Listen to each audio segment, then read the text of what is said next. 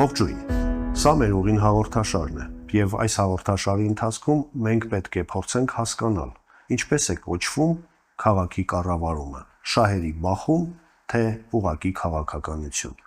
Մեր զրուցակիցն է ուղղակի ժողովրդավարություն հասարակական կազմակերպության նախագահ Գևորգ Քոթանջյանը։ Բարև ձեզ, պարոն Քոթանջյան։ Բարև ձեզ։ Ինչպես կբնորոշեք այսօր Վանաձորու ավականու շուրջ ստեղծված այս խառը վիճակը։ Ուրեմն նախ, ինչպես միշտ, հիմա եւս պետք է անդրադառնամ այս process-ին։ Այս process-ը ինձ համար եւ կարծում եմ զուտ իրավական դաշտով եւս իրավական գնահատական, եթե մենք տանք, զուտ իրավական առումով եւս արհեստական process է, որը իրավաբանության եւ իրավական process-ների հետ որևէ աղերս չունի։ Միևնույն ժամանակ իհարկե այս ամենը հնարավոր է լինում իրականացնել, երբ որ փաստացի կուսակցական թևերը չեն կարողանում քաղաքական process-ներ իրականացնել։ Այսինքն, եթե լիներ քաղաքական process-ներ եւ կուսակցությունները սկսեին քաղաքական գործունեություն ծավալել, իրապես ոչ թե անգործություն ցուցաբերեին եւ թույլ տային, որպեսզի իշխանությունը դատական համակարգ օգտագործելով այս process-ները համայնքի ղեկավար ընտրելու process-ը կանգնացներ, հիմա մենք կունենայինք երևի մի քիչ այլ պատկեր, որտեղ չէր լինի 80,000 մարդու խիստ կենսական իրավունքների խախտում եւ չարաշահում։ Այ օրինակ նշում եք, որ հենց ընդդիմադիր թևն է, այսպես ոչ իշխանական թևն է անգործություն ցուցաբերում զուտ այն բաների համար իրավական ընդդիմադիր ում համար ում իր ընդդիմություն գործող իշխանությունը տեղական թե տեղականի մասին տեղականի դեպքում մենք չունենք իշխանություն, հետեւաբար չունենք ընդդիմություն եւ պետք է հստակ մենք տանք այդ գնահատականը, որ եթե չկա իշխանություն ձևավորված օրենքի ուժով ձևավորված այս դեպքում փաստացի մենք չունենք իշխանություն, հետեւաբար ընդդիմություն չկա եւ այն թևը, որ իրան վերցնում վերագրում է որպես ընդդիմություն, փաստացի ինքը լեգիտիմացնում է այս process-ը, իսկ այդ թևերը այն բոլոր ուժերը, որոնք որ իրանց ընկալում են որպես ընդդիմադիր, տեղական մակարդակում փաստացի իրենք են։ Այ կլինի ավականու նիստ, չի լինի ավականու նիստ, այն օրակարգով, համայնքի ղեկավար ընտրելու օրակարգով, դա չեմ կարող ասել։ Բայց կարծես թե գալիս մոտենում ենք 2026 թվականին հերթական ընտրություններին։ Ինչ տեղի ունեցավ 21 թվականին, 2021 թվականին տեղի ունեցավ ընտրություն, այդպես էլ չընտրվեց համայնքի ղեկավար ավականու կողմից, դատարանի քաշքշոցներ եւ այլն եւ այլն։ 4 տարի, ուղիղ 4 տարի ժամանակավոր պաշտոնակատար եւ եկել է ժամանակը արդեն մարդիկ սկսել են կամած քաղաքը սիրել։ Բոլորը սկսել են սիրել Վանաձորը, Վանաձորցու քվեն, բոլորը խոսում են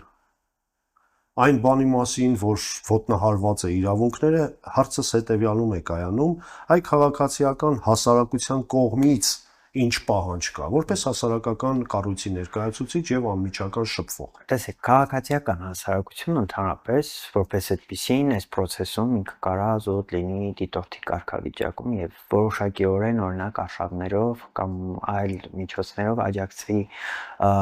զուտ իրավական առումով, իրավական ճիշտ լուծումների առումով process-ներին։ Սակայն ենթադրենք օրինակ դատական process-ում քաղաքասարակությունը չի կարող հանդիսանալ դատական կողմ։ Մենք այդ փորձը ունեցել ենք, մենք դիմել ենք եւ հարկադիր ծառայություն, եւ դատարան, եւ բոլոր ինստանցիաները փորձել ենք անցնել, որպեսզի Վանաձորի շուրջ ստեղծված ճգնաժամը առնվազն գոնե 23 թվականից հետո, սեպտեմբերից հետո լուծվի։ Եվ բոլոր ինստանցիաներից մեզ եկել է պատասխան, որ մենք դատական կողմ չենք եւ չեն կարող մեր դիմումները ընդունել։ Այս տարի արդեն բավականին երկար քննարկումների արդյունքում հայրենիք կուսակցությունը օրինակ հարկադիր ծառայության ներկայացրեց պահանջ, որպեսզի վարույթը կարճեն։ Կարճվեց այդ վարույթը ընդամենը մի քանի 2 օրով, հա, բայց այդ մի օրով մեկ օրը հաստատ էր, բայց այդ ժամանակահատվածում եթե աշխատանքային վերցնենք մի քանի ժամով։ Այդ ժամանակահատվածում ավականին, քանի որ կատարողական թերթիկ այլևս կար եւ կարծես թե կար հնարավորություն համայնքի ղեկավար ընտրելու, եթե այդ ձեր ասած այդ ընդդիմությունը, հա, որը որ կարար դառնալ իշխանություն, այսինքն փաստացի լեգիտիմ հնարավորություն կարար ստեղծել համայնքի ղեկավար ընտրելու։ Եվ ընդամենը ժամերի ընթացքում կարող էին ձևավորել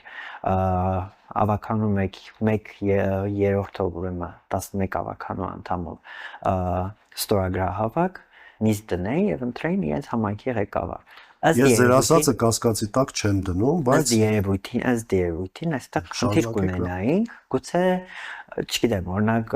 համայնքապետարան ոստիկանությունը թույլ չտար ավականուներին ներս մտնել, հա, ես հենց գալիս էի դրան, այլ համայնքներում նման օրինակ ունեցել են, բայց կունենային գոնե արձանագրված փաստ, որ տեղի է ունենում ավականու իրավունքի խախտում։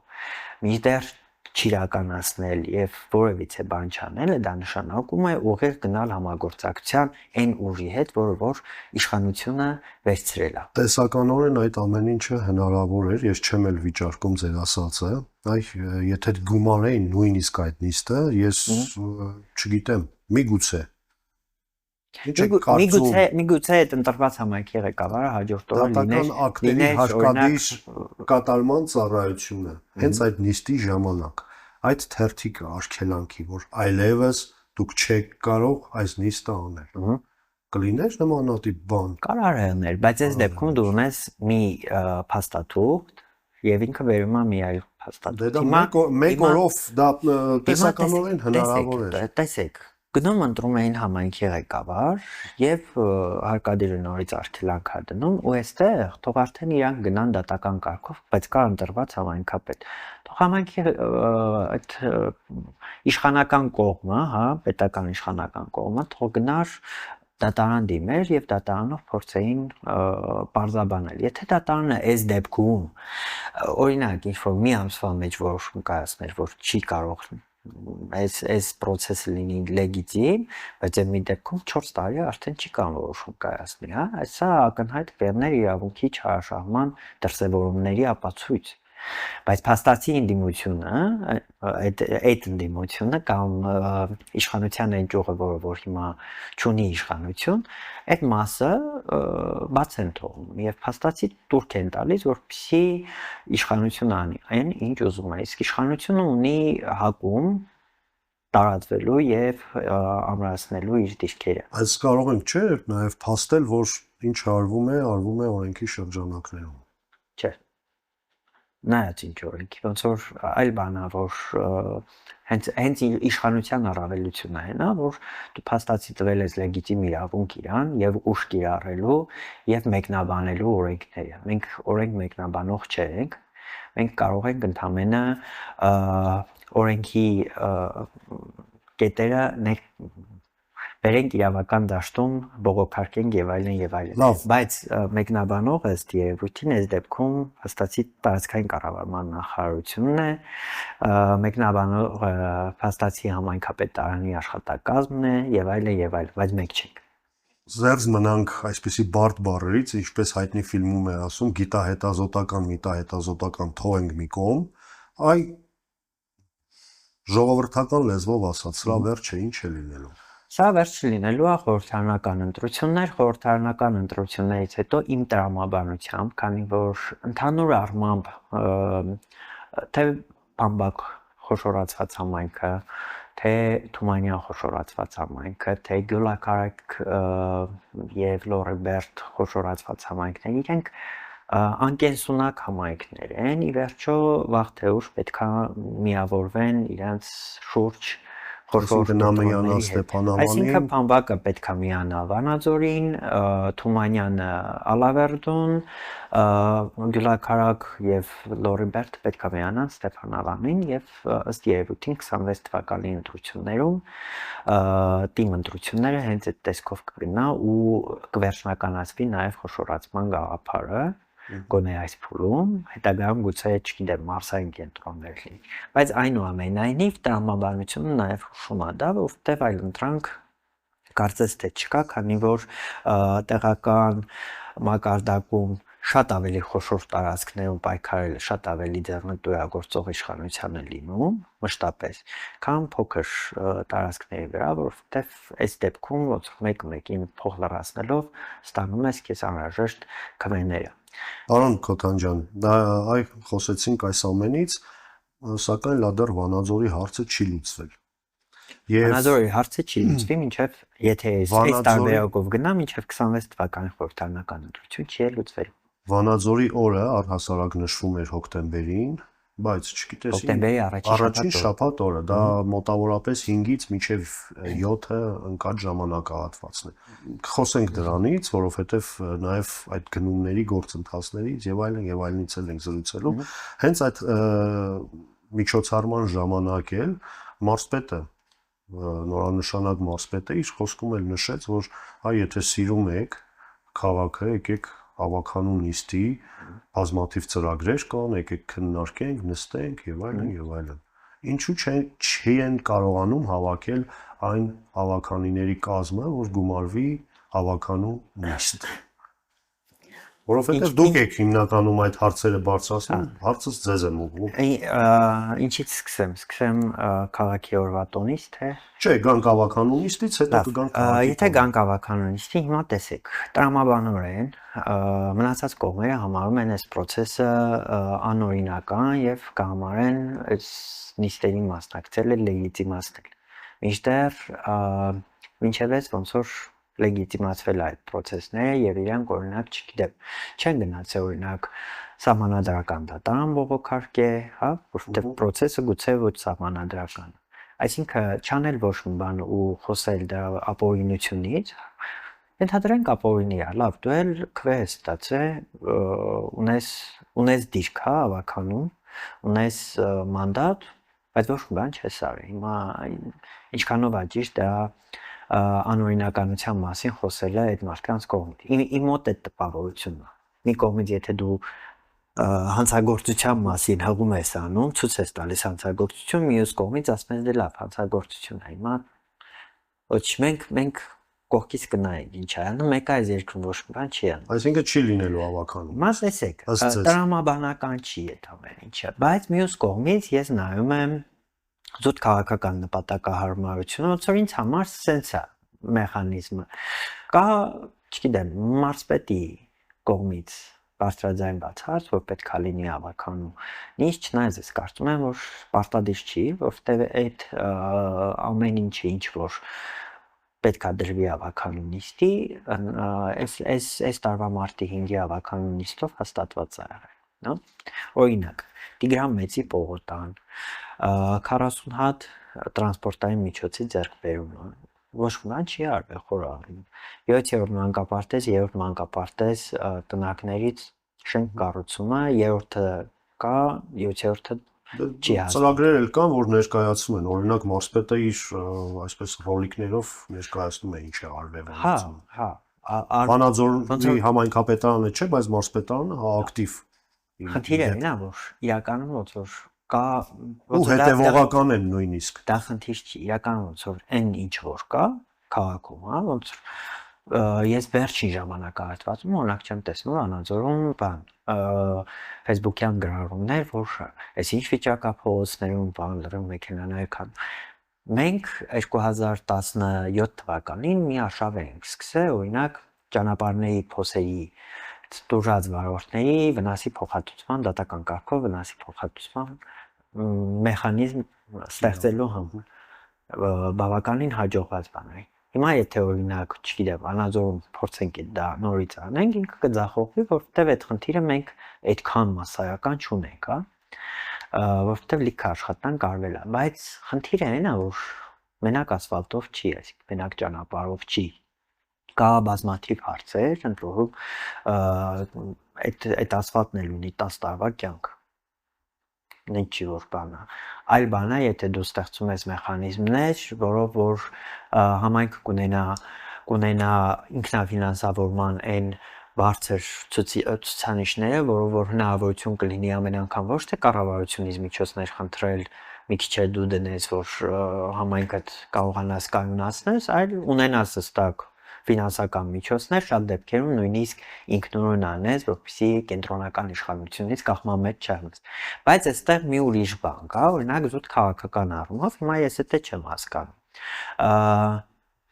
Այդ մարդկանցից շատ-շատերը պատրաստվելու են 2026 թվականի խորհրդարանական ընտրություններին, ընդ որում ընդգրկվեն ինչ-որ տարբեր ցուցակներում, հա, խորհրդարանական այդ բաներում, падգամավորի տեխնացու լինել։ Մյուս կողմից, օրինակ ես ինչ կանեի, ես անկեղծ ասում եմ ինչ կանեի, ես կդնեի, քանի որ ենթադրենք այդ մարդիկ, այս բոլոր մարդիկ ունեն ընտրողներ, լիքը ընտրողներ եկել են ընտրություններից առաջ, լիքը հարցեր են իրանց առաջ դրել, կընտրեի օրինակ 6-7 հատ ծրագիր եւ ոչ թե կգնայի բանակցության օրինակ, չգիտեմ, մարզպետի հետ կամ մեզ պաշտոնակատարի հետ, այլ ուղիղ իմ Facebook-յան էջով կամ լրատվամիջոցներով կասեի, որ կա այս ձև 10 հատ կարևոր հարց, դրեք այս հարցերը եւ բացի սուբվենցիայից ոչ մի հատ չդնեք։ Ինչի համար, որտեղ ինձ համար տեսանելի է այն հանգամանքը, որ առնվազն մինչև խորհրդարանական ընտրություններ որևէ փոփոխություն չի լինել։ Պարզ ասենք, քաղաքացին ուզում է տուն կառուցել եւ համայնքից ենթադրենք մի տարածք է ուզում, որպեսզի տուն կառուցել։ Չլինի ավականունիստ, այդ հողատկացումը չի լինի, այդ աճուրդները չեն լինի եւ այլն եւ այլն։ Այստեղ քաղաքացին տուժում է թե չի։ Այստեղ տուժում է եւ տուժում է ոչ միայն այդտեղ, այլ ծրագրերը հասկացան, բոլոր ծրագրերը կան։ Դա մենակ այդտեղ չի։ Լավ է, ընտիր է, հիանալի է, բայց քաղաքացին տուժում է։ Մենակ այդտեղ չի տուժում։ Քաղաքացին սկսում է տուժել այն ժամանակ, երբ որ գալիս է շինթույլտվություն վերցնելու, գնում է բանկից վարկա վերցնում, որ ենթադրենք իր հայաթում ավտոտնակ կառուցի, լավ։ Կառուցի, այդ վարկը ինքը մոծում է, բայց շինթույլտվությունը 9 ամիս չի ստանում։ Այն դեպքում, երբ որ առնվազն 15 օրվա մեջ պետքա ստանալ։ Եվ այս գումարը ծախսում է այդ քաղաքացին, որտեղ փողը ծախսվում է։ Վերջում չի ունեն ոչ ավտոտնակ, ոչ մի բան, շինթույլտվությունը այդ ժամանակ տալիս են ու 2 տարի է գործում ինքը, ու եթե 2 տարուց դա արդեն սա ոնց որ էտել է խնդիր։ Լավագույն տարբերակը, որ ունի օրինակ, մենք հայկական մենտալիտետով ես չեմ ասում Վանաձորին է վերաբերվում, Վանաձորում ամեն ինչ խնդիր է, որտեղ այդ աշխատակազմը չի կարողանում բավարարի նվազագույն պահանջը, որը ունի Վանաձորի բնակիչը, այսինքն ես նշեցի շինթույլտվության մի ձև, կա հասցեի տրամադրման ձև, որ ընդամենը 3-4 օրվա մեջ պետք է անի, բայց հարյուրավոր քաղաքացիներ գիտեն, որոնք որ նույնիսկ չեն կարողանում հասցե ստանան ու խնդիր է դառնում դա եւ տասնյակ հազարավոր խնդիրներ։ Այսինքն իրականում մենք գիտենք, որ մեր համայնքային այս ժամանակավոր իշխանությունը ինքը չի կարողանում օպտիմալ աշխատի։ Պարոն Քոթանջյան, այ դիտարկումս նաև հետևյալում է, եթե նայենք այդ ամենին այսպես նեգատիվ, իհարկե կառավարությունը ամեն ինչ անում է, որ համայնքի խնդիրները, հոգսերը փոքրինչ ձևով մեղմի։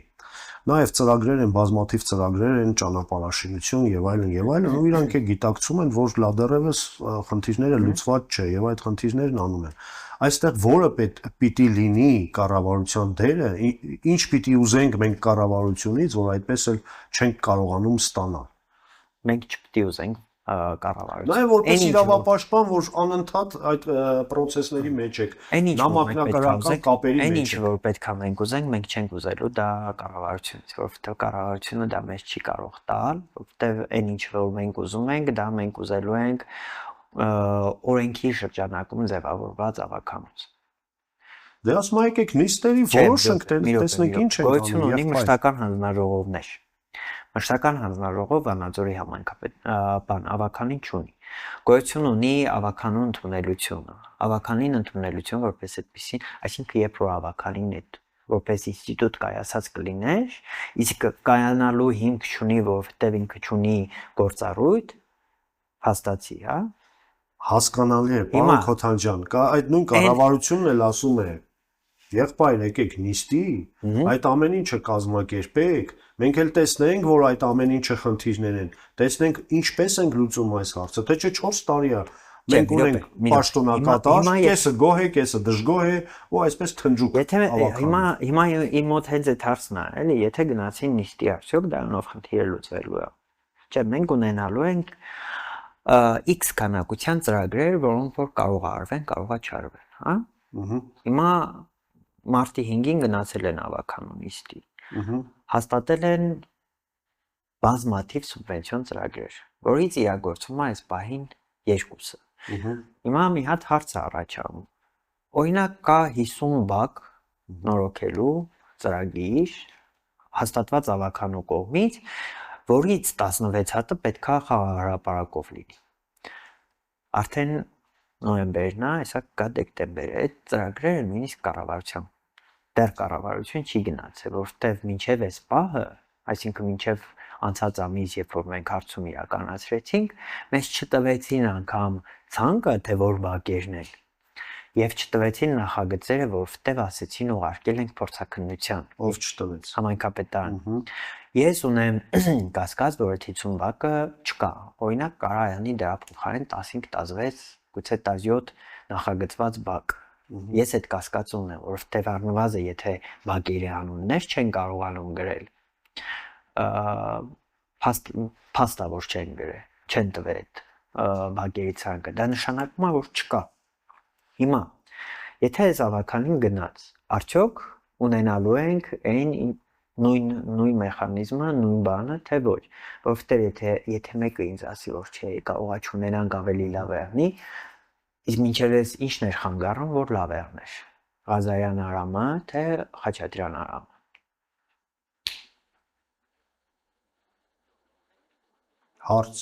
Հարցը, ով էր խանգարում։ Հիմա ուրիշ խնդիր է, բա որ հանկարծ Մկրտչյան Արայնին որոշեցին հանել մարզպետ, մարդիկ գնացին, մեկ է Մկրտչյան Արայնին վարչապետը որոշեց, որ հանում։ Տանձմա ենթադրենք ավելի բարձր պաշտոն։ Ի վերջո հնարավոր է, չէ՞։ Ոչինչ չի բացառում։ Հա, հիմա այս դեպքում ինչ է եղել։ Երրորդ, օրինակ, տեսեք, մենք բանը խոսում ենք, այ մարզպետը ասում է, շատ լավ ծրագրեր, ավտոբուսներ, լիֆտեր, Տիգրան Մեծի պողոտանա հիմնանորոգվելու։ Վիզուալ մենք պատկերացնում ենք դա ինչ է։ Օրինակ, դուք գիտեք, ենթադրենք Տիգրան Մեծը ինչ ձև է սարքվելու, ոնց է սարքվելու եւ ինչ պետք է եղնի։ Ես որպես լրագրող հետաքրքրվել, եթե հետաքրքրվեմ, հաստատ կիմանամ։ Հիմա բայց հասարակ քաղաքացին չգիտի այդ դրանից։ Հասարակ քաղաքացին որպեսզի իմանա, ինչա մեզ պետք։ Մեզ պետքա նախ։ Դե մենք է պիտի իմանանք, որ լուսաբանենք։ Բայց հարցը հետևյալն է, պետքա լինի ինքը բաց, թափանցիկ, բոլորին պետքա ներկայացնել եւ դա պետքա լինի հանրային լսումներով։ Եվ այդ հանրային լսումները ոչ թե պետքա ծվարված լինի կայքում ինչ-որ մի թաքուն տեղ, որ մի 2 շաբաթ հետազոտես կայքը, որ նոր տեղը գտնես, որոշես այդ օրը գնաս, այնը պարզվի այդ հանրային լսումներին մասնակցեն բոլոր նրանց, ովքեր միշտ մասնակցում են։ Հիմա տեսեք, այսօր եւս մենք վերհիշեցինք, որ օրինակ, չգիտեմ, ուժային կառույցների օրը համայնքի ղեկավարը կարող է ժամը 8:30 շնորհավորի, հա, պաշտոնակատար։ Մարտի 8-ը կարող է շնորհավորի Facebook-յան էջով ժամը, ասենք, ենթադրենք 1:30։ Քաղաքասարակության օրը, օրինակ, հստակ ֆիքսել էինք ժամը 5-ին էր շնորհավորեի երեկոյան արդեն աշխատանքային օրվա ավարտին։ Բայց հանրային քննարկումների մասին այդ էջում որևիցե բան դրված Պարոն Քոթանջյան, Facebook-յան էջ դա պաշտոնական էջ չէ։ Պաշտոնական էջ չի, բայց դրա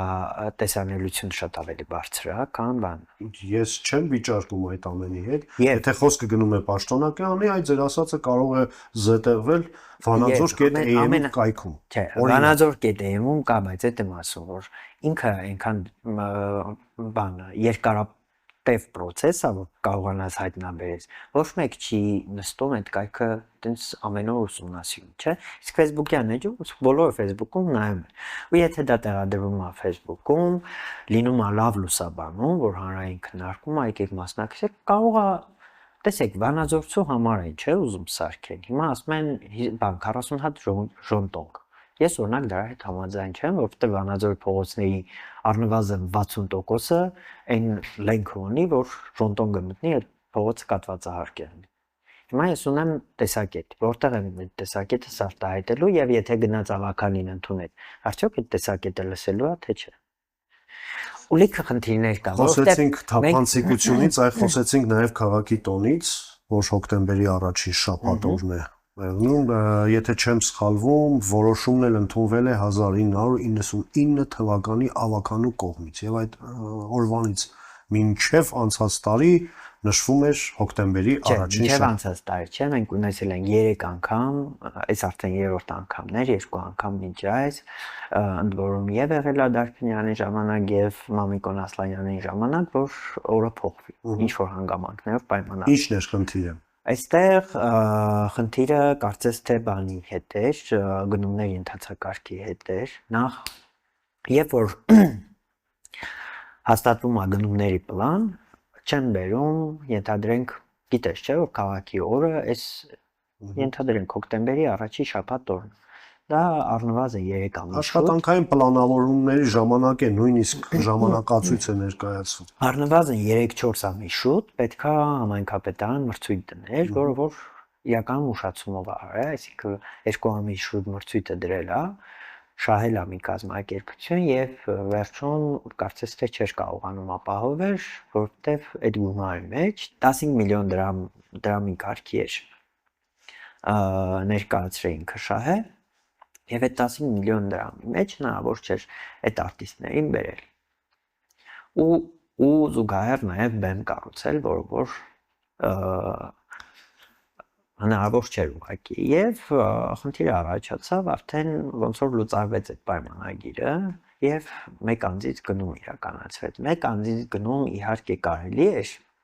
կազմակերպել հեղինակային իրավունքով պայմանավորված օրինակ արտիստների հետ, հա, բայց բեմ արձակալելը ինքնին խնդիր է, որովհետեւ այդտեղ հեղինակային իրավունք չես կարող մատնանշես։ Այստեղ էական խնդիրը հենց այդ ընթացակարգերի խախտումն է եւ եթե մենք նայենք փաստացի գնումների ընթացակարգը բարբերաբար խախտվում է Վանաձորում։ 2 տարի մենք խախտվել է, չի խախտվել, Վանաձորցին ուրախացավ, լավ քեֆ արեց, այդ օրը քաղաքի տոնը նշեց